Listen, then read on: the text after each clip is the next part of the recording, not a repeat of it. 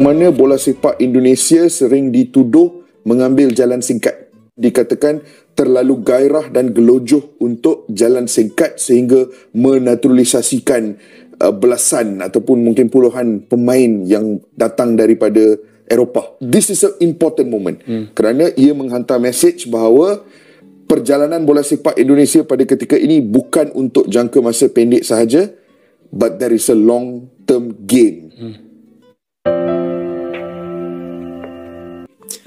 Padan muka Malaysia ketinggalan. Nanti sebentar lagi tim senior mereka pula yang ke Piala Dunia. Fam lambat sangat. Gaji saja besar. Masa harus tunggu TMJ tekan baru mau jalan? Mereka bermain untuk negara dibandingkan pemain muda kita yang main demi cewek yang kirim DM lalu jalan-jalan terus. Selamat. Ini memang harus diakui. Dari remaja sampai ke tim senior, mereka sekarang sedang tampil bagus dan semakin berkembang. Sekarang tim U17 mereka mencetak sejarah lolos ke Piala Dunia. Anak-anak kita kalau dibandingkan dengan mereka masih jauh tertinggal, semangat patriotisme mereka pun melebihi segalanya. Ruang Indonesia, ada 4 pemain Indonesia. Oh, terlalu jauh. Akhirnya ada Raffi, ada kosong. Alberto Henga! Gol!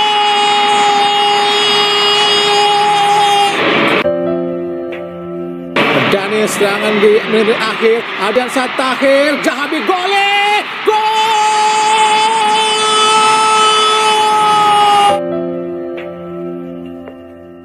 Tim Indonesia U17 akhirnya menutup pertandingan di grup C dengan kemenangan. Garuda Muda mengalahkan Afghanistan dengan skor 2-0. Kini Indonesia merupakan satu-satunya negara Asia Tenggara yang lolos ke babak gugur Piala Asia, sekaligus lolos ke Piala Dunia 2025. Vietnam yang bermain cukup bagus, akhirnya gagal pula menemani Thailand yang telah tersingkir lebih dulu. Keberhasilan tim Garuda Muda ini setidaknya membuktikan bahwa Indonesia juga cukup serius dalam membina para pemain muda. Selama ini banyak orang meributkan soal menggunakan pemain lokal atau pemainan keturunan. Tapi persoalan sebenarnya bukan di situ. Masalahnya adalah, selama ini kita belum berhasil mencetak pemain lokal yang benar-benar setara dengan pemain Eropa. Dan kita sudah mencobanya berkali-kali membina para pemain muda. Beberapa pemain pun dikirim ke Eropa, tapi masih belum ada yang benar-benar sukses. Talenta pemain muda kita melimpah ruah. Penonton sepak bola juga berjibun. Artinya, industri sepak bola sangatlah potensial karena rakyat Indonesia memang gila bola. Persoalannya adalah, kita harus serius menyiapkan pemain lokal sejak usia dini, agar kelak memiliki fisik dan kekuatan otot yang setara dengan pemain Eropa. Jepang dan Korea sanggup melakukan hal itu. Faktor nutrisi pada usia dini sangatlah penting untuk menyiapkan fisik yang baik. Itulah yang perlu dipikirkan sekarang, terutama oleh PSSI, klub-klub dan akademi sepak bola. Tapi, tak perlu terlalu heboh, nanti terdengar tetangga kita Malaysia.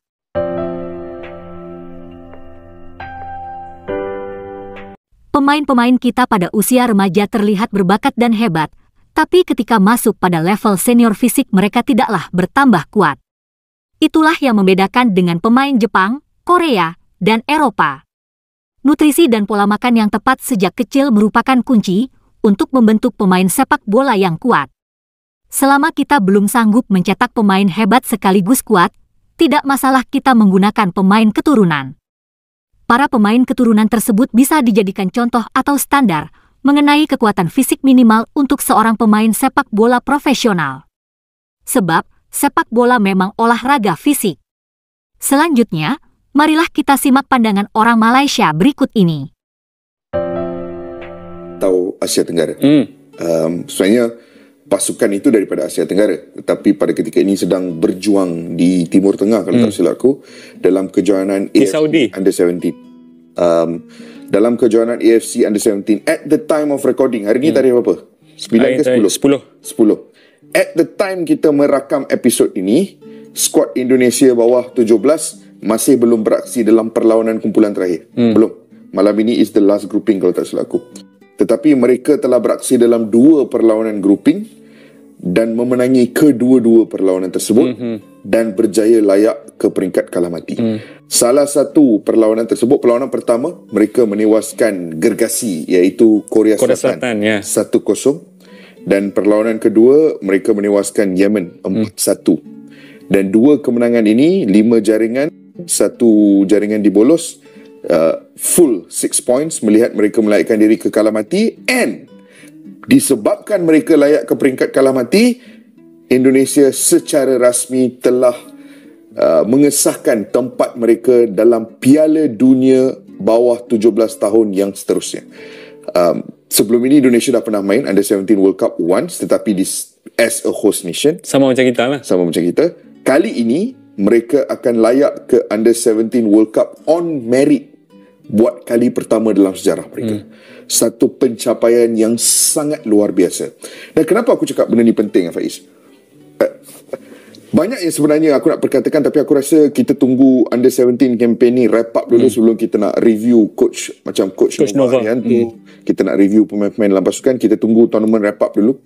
Tetapi aku nak just sebut kenapa benda ni penting dan beremangkan bulu rumah aku adalah kerana di fasa yang mana bola sepak Indonesia sering dituduh mengambil jalan singkat.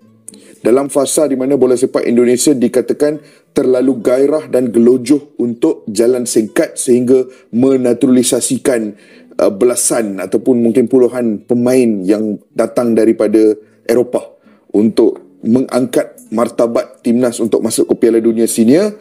Di fasa perkara tersebut, tuduhan-tuduhan tersebut diberikan kepada PSSI.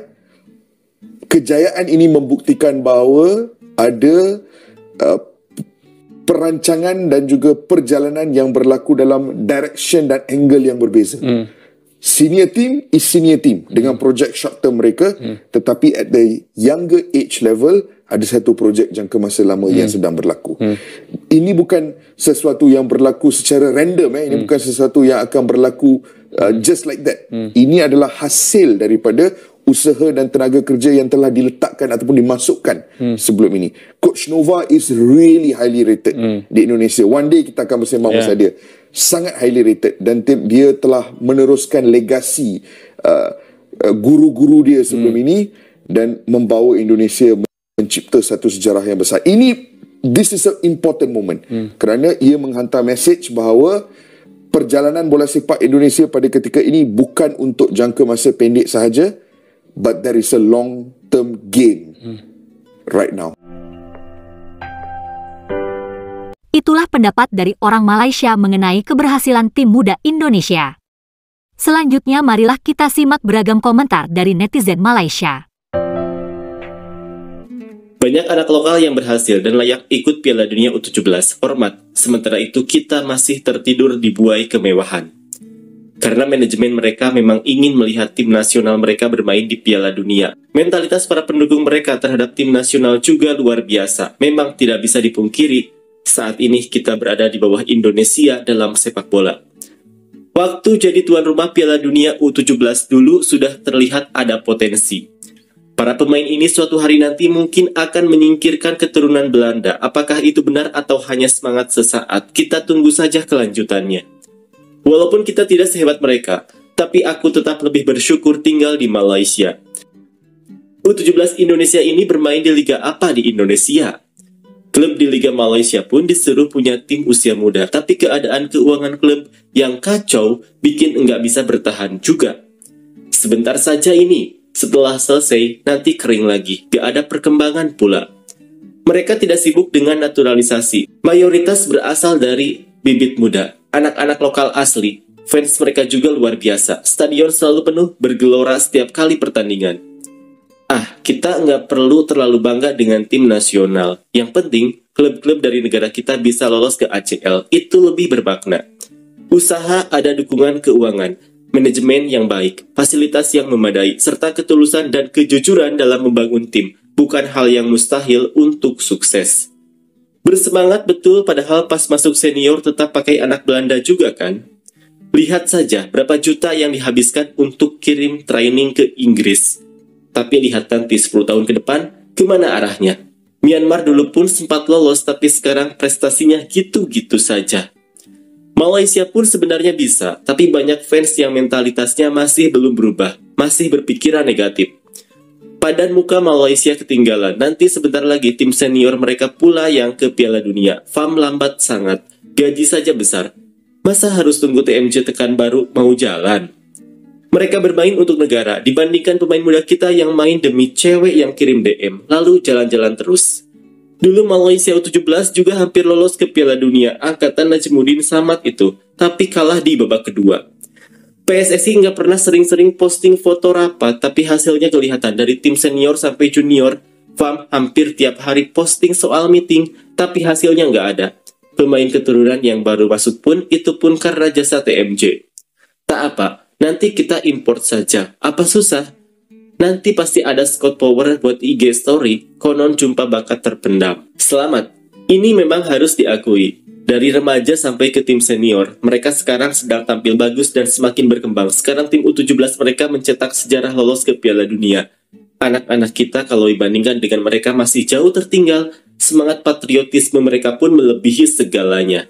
Kalau nggak ada tanah ujung itu pun, memang level pemain Malaysia segini saja, terimalah kenyataan. Sudah begitu, semua tidak mau menjalankan tanggung jawab, hanya mengandalkan JDT yang punya fasilitas sendiri dan selalu menekankan sport science. Lalu, apa yang dilakukan tim-tim lain selama lebih dari 10 tahun sejak JDT berdiri? Benar, di Malaysia bahkan siaran langsung pun stasiun televisi tidak mau ambil, katanya karena stasiun gratisan lah.